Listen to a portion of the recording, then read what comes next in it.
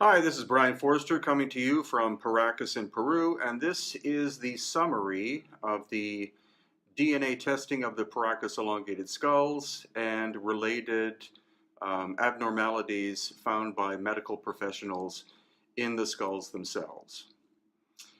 Now, the academics that we are associated with here in Peru and elsewhere, uh, their prediction for the results of the elongated skull testing, of which we had 18 different skulls tested, was that the haplogroups that would be found would be A, B, C, or D, because those are the haplogroups of the Native American people whose ancestors crossed over the Bering Land Bridge 12,000 plus years ago.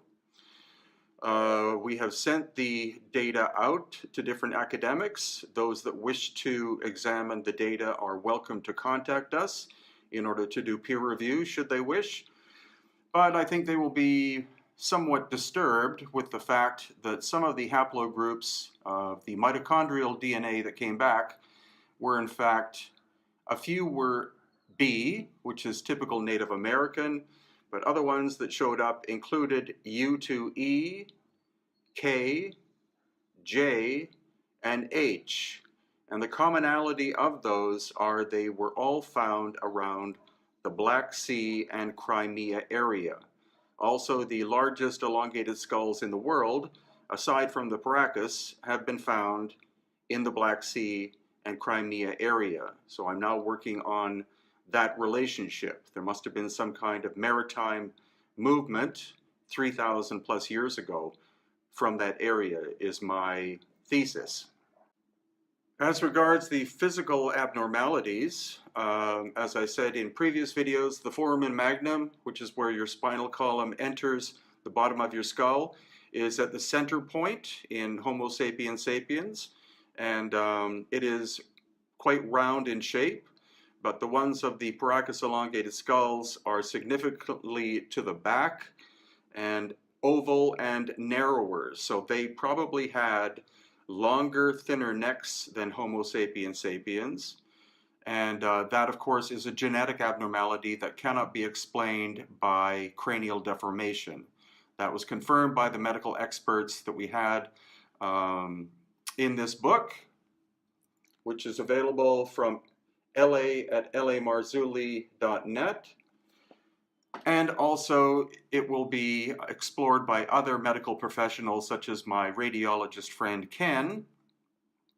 And then also there are things called foramen ovali, I believe they're called, which are up and inside here in the skull.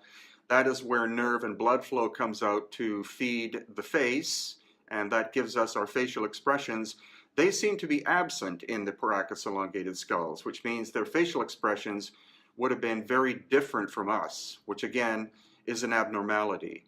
Also, the two holes in the back of the skull in the Paracas were for blood and nerve flow because of the elongated nature of the skull, and not in the book, but the blood types are very curious. 12 different samples of ancient Paracas elongated skull blood was tested, a paper was written, the paper was then removed by other academics because it doesn't conform to standard or the standard story of history.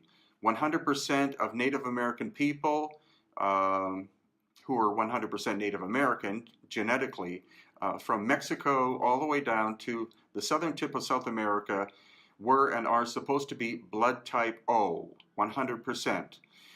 But the results of the Paracas were actually of 14 samples. Blood type A, 28.5%, blood type B, 7.1%, blood type AB, which is the rarest on the planet, 21.4%, and only 43% were blood type O. So Will Hart and I, who is an author, will be writing a paper for Nexus Magazine about this.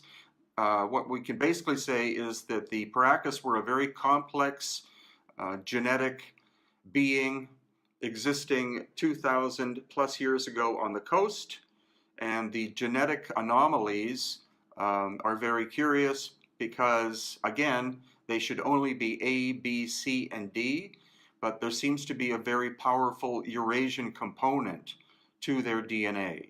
I don't know if academics will bother writing papers about this, whether they'll attack us.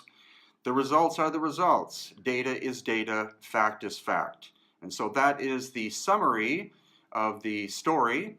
And again, if you want the full story, you have to get hold of this book.